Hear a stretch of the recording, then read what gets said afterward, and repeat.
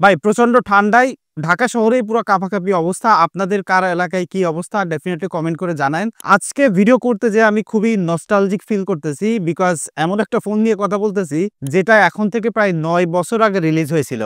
এই যে iPhone 6s Plus ফোনটা দেখতে পাচ্ছেন 2025 সালে এসে স্টিল এটা কিন্তু রান করতেছে। তো 2015 সালে রিলিজ হওয়া এই ফোন যখন মার্কেটে এসেছিল তখন কিন্তু একটা রেভলিউশনারি ফোন ছিল এটা, কারণ এইটাতে নিয়ে এসেছিল for the very first time 3D touch ছিল, একদম আইকনিক রোজ গোল্ড কালারের ফোন ছিল, শক্তিশালী অ্যাপেলের A9 বায়োনিক প্রসেসর ছিল। বাট 2025 সালে এসে টেকনোলজি কিন্তু ব্যাপক পরিমাণে আসলে আপগ্রেড হয়েছে। তো এখন এইটা 9 বছর পরে এসে কতটুকু আসলে পারফর্ম করতে পারে সময়ের সাথে সাথে বা সার্ভাইভ করতে পারে, কোন কোন দিকে স্টিল এখনো আসলে এটা জাস্টিফাই করা যায় সেই জিনিসটা আজকে জানাবো। আপনারা যদি যে কোনো ব্র্যান্ড নিউ অথবা পুরাতন ফোন কিনতে চান বা আপনার হাতের ফোন এক্সচেঞ্জ করতে চান তাহলে ডেফিনেটলি MK মোবাইল পয়েন্টে কন্ট্যাক্ট করতে পারেন। তাদের বিস্তারিত ভিডিও ডেসক্রিপশনে দেওয়া আছে, যাদের দরকার তারা ডেফিনেটলি তাদের সাথে কন্ট্যাক্ট করে নিন। ফার্স্ট অফ অল ভাই, এই ফোনটা যখন রিলিজ হয়েছিল তখন এইটা আমার ক্রাশ ছিল এবং আমার কাছে মনে হয় যে যারা ওই সময় ফোন টোন সম্পর্কে জানতেন তাদের এরকম একটা প্ল্যান ছিল যে যদি কখনো আসলে ফোনটা একটু ধরে দেখা যায়। এবং তখন থেকে এখন এই 2025 সালে এসে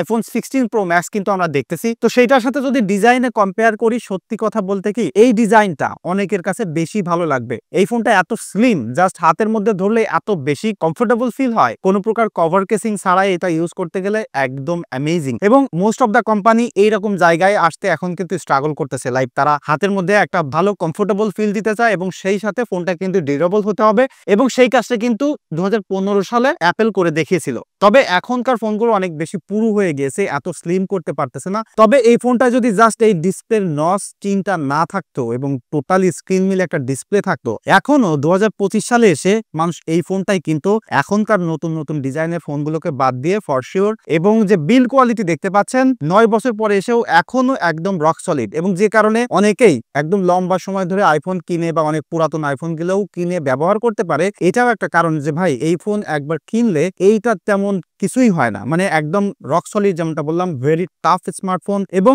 এইটাতে কিন্তু ব্যবহার করা হচ্ছে অ্যাপেলের A9 বায়োনিক প্রসেসর, যেটা ওই সময় টপ অফ দ্য লাইন ছিল এবং এর সাথে কিন্তু মাত্র 2GB র্যাম রয়েছে। তো এখন 2GB র্যামের ফোন তো দুনিয়ার কোথাও পাবেন না এবং 2GB র্যামের ফোন আপনি চালাইতে পারবেন না। বাট এই ফোনটা সত্যি কথা বলতে কি এখন যেভাবে পারফর্ম করে কোনোভাবে আমার বিশ্বাস হচ্ছে না যে এটা 2015 সালের ফোন, কারণ এখনো এইসব বাজেটে লাইক এই ফোনটা যদি আপনি পুরাতন কিনতে যান তাহলে 10-12 হাজার টাকায় পাবেন। তো 15-16-17 হাজার টাকা দামের ফোনগুলোকেও এটা বিট করতে পারে অ্যাজ পার পারফরমেন্সের কথা যদি বলি। মাত্র 2GB র্যাম, তারপরেও মানে অ্যাপস ওপেনিং ক্লোজিং এবং এত সুন্দরভাবে আসলে ডে টু ডে লাইফে এটা পারফর্ম করে, সত্যি মানে আনবিলিভেবল। এবং এটা দিয়ে আপনি গেমিং করতে চাইলে গেমিংও করতে পারবেন। আমি এটা দিয়ে পাবজি খেলে দেখেছি, স্মুথ হাই সেটিং পর্যন্ত এটা সাপোর্ট করে। তবে এই ফোনটা প্রচুর পরিমাণে হিটিং করে বিকজ অনেক বেশি বয়স্ক হয়ে গেছে, ব্যাটারি অবস্থাও ভালো নাই, যে কারণে এখন আসলে এটা চালাইতে গেলে প্রচুর পরিমাণে হিটিং করে। তবে যেটা বললাম যে নর্মালি ইউজ করলে না ভাই, এই ফোনটা এখনো সুপার পাওয়ারফুল মনে হয়। অ্যাপেলের ফোন বা অ্যাপেলের iOS কেন যে বেটার সেটা এটার একটা এক্সপিরিয়েন্স। লাইক এখন একটা ফোন যদি আপনি কেনেন 4-5 বছর পরে সেই ফোনটা চালাইতে গেলে দেখবেন যে কি অবস্থা, বাট স্টিল 9 বছর পরে এসেও এটা রক সলিড পারফরমেন্স দিচ্ছে, সেটা সত্যি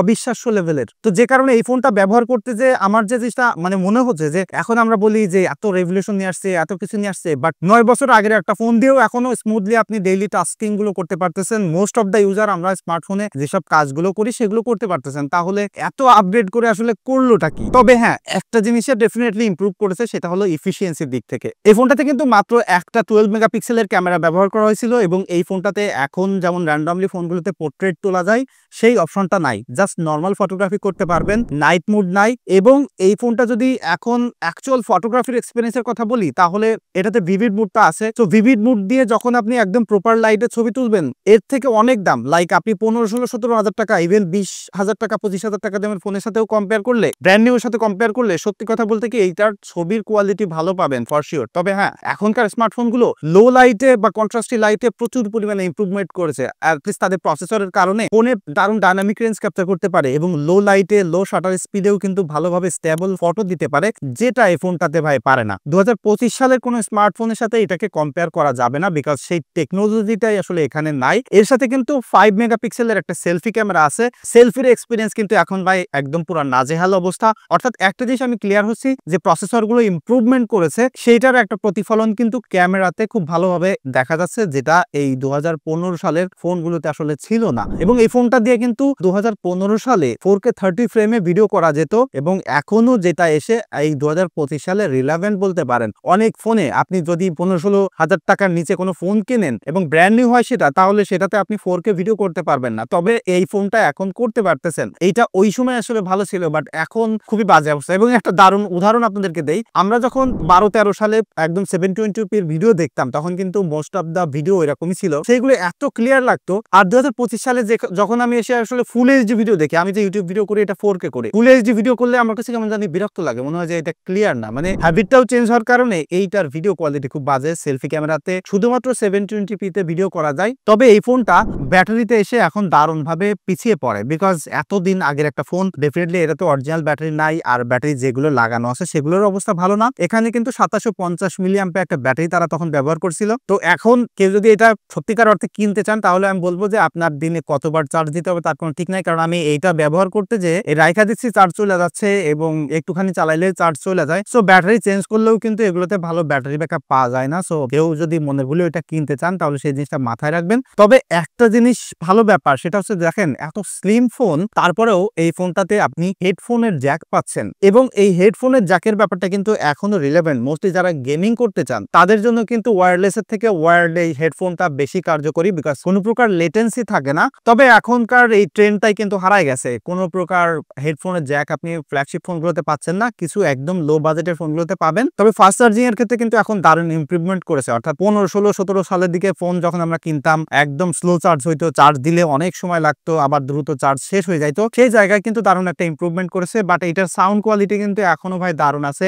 সফটওয়্যারের এক্সপিরিয়েন্সটা কিন্তু এখনো নেওয়ার মনে হয়। তবে তখন কিন্তু অ্যাপেল তাদের সিকিউরিটি সিস্টেমে টাচ আইডি ব্যবহার করতো, এখন যেটা তারা ফেস আইডিতে চলে গেছে। আর একটা জিনিস আমি এখন নতুন আইফোনে মিস করি, সেটা হলো এই যে মিউট সুইচটা দেখতেছেন, এখন অ্যাকশন বাটনে তারা চলে গিয়েছে। বাট এই মিউট সুইচটা আমার কাছে বেশি ক্লাসিক্যাল এবং ভালো লাগে। আর ডিজাইনের কথা কি বলবো, আমার মনে হয় যে এখনো অনেকেরই এই ফোনটা পছন্দ হয় শুধুমাত্র ডিজাইনের কারণে। সো এটাই ছিল মূলত আমার রিভিউ বলতে পারেন, যে 2025 সালে এসে আমার একটা এক্সপিরিয়েন্স। আমার আসলে এই ফোনটা আগে কখনো চালানো হয়নি, যদিও আমার ক্রাশ ছিল, আমি চিন্তা করতাম যে যদি কখনো ধরে দেখতে পারতাম। বাট ফাইনালি 2025 সালে এসে পারছি, যখন আসলে এই ফোনটা চালানোর অবস্থা নাই। দেখা হচ্ছে পরবর্তী ভিডিওতে। ধন্যবাদ সবাইকে।